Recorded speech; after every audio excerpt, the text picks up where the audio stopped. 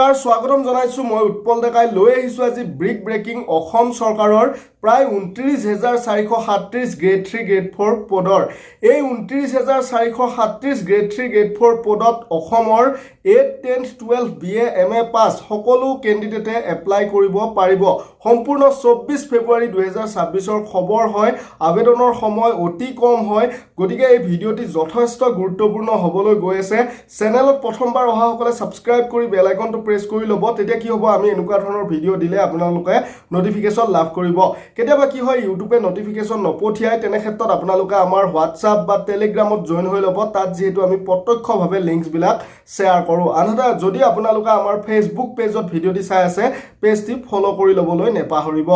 বন্ধুসকল মই অসম পঞ্চায়ত বিভাগৰ পৰা আৰম্ভ কৰিছো পঞ্চায়ত বিভাগৰ পৰা আৰম্ভ কৰাৰ বাবে আপোনালোকে ভিডিওটি স্কিপ নকৰিব কাৰণ 1508টা পদহে আহিছে পঞ্চায়ত বিভাগত কন্টেক্সুৱেল কিন্তু মই ইয়াত আপোনালোকক 29,000 প্লাস পদৰ বিষয়ে অৱগত কৰাম তো বন্ধুসকল পঞ্চায়ত বিভাগৰ যি 1508টা কন্টেক্সুৱেল ভেকেন্সি আহিছে এই ভেকেন্সিখিনিটো কিন্তু আপোনালোকে আবেদন কৰিব পাৰে ইঞ্জিনিয়াৰৰ ভেকেন্সি আছে গ্ৰাম रोजगार সহায়কৰ ভেকেন্সি আছে 464 টা আনহাতে আছে কম্পিউটাৰ এসিস্টেন্টৰ 291 টা ভেকেন্সি আৰু গ্ৰাম পঞ্চায়ত কোঅৰ্ডিনেটৰৰ 462 টা ভেকেন্সি আছে এই সকলোবিলাক ভেকেন্সি কন্ট্ৰেক্চুৱেল হয় আৰু ইয়াতে মন দিব আপোনালোকৰ যেটো কোৱালিফিকেশন বিচাৰিছে আটাইখিনি ভেকেন্সিৰ বাবে ইঞ্জিনিয়াৰক বাদে গ্ৰেজুৱেট হ'ব লাগে 50% মাৰ্ক লাগে গ্ৰেজুৱেচনত ডিসটেন্সৰ পৰা কৰা হলেও আপুনি এপ্লাই কৰিব পাৰে কোনো সমস্যা নাই 6 মাহৰ কম্পিউটাৰ সাৰ্টিফিকেট লাগিবই আৰু আপোনালোকে ভালদৰে মোবাইল ইউজ কৰিব পাৰিব লাগিব আৰু ইয়াত কিন্তু যেটো ৰিটেন হ'ব 75 মাৰ্কছৰ হ'ব ইঞ্জিনিয়াৰৰ বাহিৰে বাকি গোটেইখিনি পদৰ এক্সাম একেটাই হ'ব 75 মাৰ্কছৰ হ'ব 1 মাৰ্ক কৈ থাকিব এটা কুৱেশ্যনত 0.25 কৈ নিগেটিভ মাৰ্কো থাকিব ইয়াতে এখন সিলেবাসও দি দিছে দেখিছে আপোনালোকে এইখিনিৰ পৰা এক্সাম হ'ব আৰু আপুনি যদি জেনাৰেল ক্যান্ডিডেট হয় জেনাৰেল ক্যাটেগৰী তেতিয়া হলে 18 পৰা 40 বছৰৰ ভিতৰত হলে আবেদন কৰিব পাৰিব বয়স এসসি এসটিৰ 5 বছৰ ৰিজাৰ্ভেশন ওবিসিৰ 3 বছৰ পিডব্লিউডি ইউ আৰু 10 বছৰ পিডব্লিউডি ওবিসি এমওবিসিৰ 15 বছৰ হ'ব পিডব্লিউডি এসসি এসটিৰ 15 বছৰ হ'ব পিডব্লিউডি ওবিসি এমওবিসিৰ 13 বছৰ হ'ব ৰিজাৰ্ভেশন এনেদৰে আপোনালোকে এপ্লাই কৰিব পাৰিব কোনো ধৰণৰ এপ্লিকেশন ফিও ইয়াতে নাই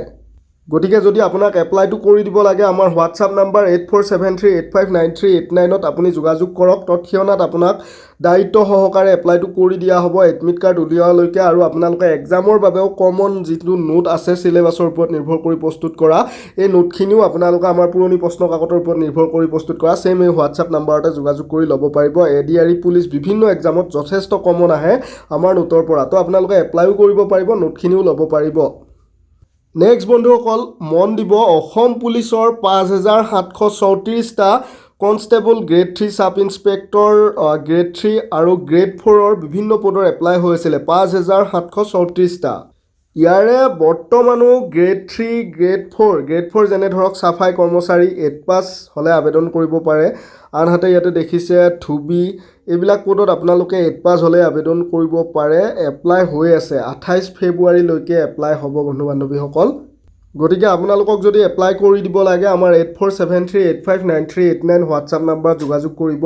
এপ্লাইটো আপোনালোকে 28 ফেব্ৰুৱাৰীৰ ভিতৰতে কৰিব লাগিব গতিকে তৎক্ষণাত যোগাযোগ কৰিব আমাৰ তাতে আপোনালোকে এবি উবি এছআইৰ বাবে কমন নোটো পাব আৰু এপ্লাইও আপোনাক কৰি দিয়া হ'ব আৰু যদি আপোনাৰ এছআইত আবেদন কৰিবলৈ বয়স গৈছে ডিগ্ৰীধাৰী হয় তেতিয়া হলে এসিস্টেন্ট জেইলৰৰ 39টা পোষ্টত আপুনি 45 বছৰলৈকে এসসি এসটি হলেও আবেদন কৰিব পাৰিব জেনাৰেল হলে 40 বছৰলৈকে পাৰিব ওবিসি হলে 43 বছৰলৈকে পাৰিব গতিকে আপোনালোকে মোক যোগাযোগ কৰিব আৰু গ্ৰেড 4 ত এপ্লাই কৰিব বিচৰা সকলৰ বয়স সেম হয় 40 43 45 বছৰলৈকে পাৰিব গতিকে যোগাযোগ কৰিব এতিয়ালৈকে আপোনালোকক সম্পূৰ্ণ অসম গভটৰ আসাম গভটৰ খবৰ দিলো এতিয়া আমি 22,195 টা পদত আহিম যেটো সেন্ট্ৰেল গভটৰ হয় কিন্তু আপোনালোকে 10th আৰু আইটিআই পাস হলে আবেদন কৰিব পাৰিব আৰু আমাৰ গুৱাহাটীৰ বাবে যেটো 1776 টা ভেকেন্সি আছে নৰ্থ ইষ্ট ফ্ৰন্টিয়াৰ ৰেলৱে গুৱাহাটীৰ বাবে 1776 টা পোষ্ট আছে গতিকে যদি আপুনি 10th পাস হয় আৰু আপোনাৰ আইটিআই আছে আইটিআই নহলেও সাধাৰণভাৱে 10th পাসেও কিন্তু এপ্লাই কৰিব পাৰে আইটিআই থকা সকলে প্ৰিফাৰেন্স পাব আমাৰ হোৱাটছআপ নম্বৰ 8473859389 যোগাযোগ কৰিব আপোনাক এপ্লাইটো কৰি দিয়া হ'ব আৰু ইয়াতে আপোনালোকে এক্সাম দিব লাগিব যেহেতু এক্সামৰ বাবে কমন নোটটো ৰেলৱেৰ আমাৰ তাতেই লাভ কৰিব দৰমহা বহুত ধুনীয়া হয় ইয়াতে আপোনালোকে সোমায়ে 28-29 হাজাৰ দৰমহা লাভ কৰিব বিভিন্ন ফেচিলিটি পাব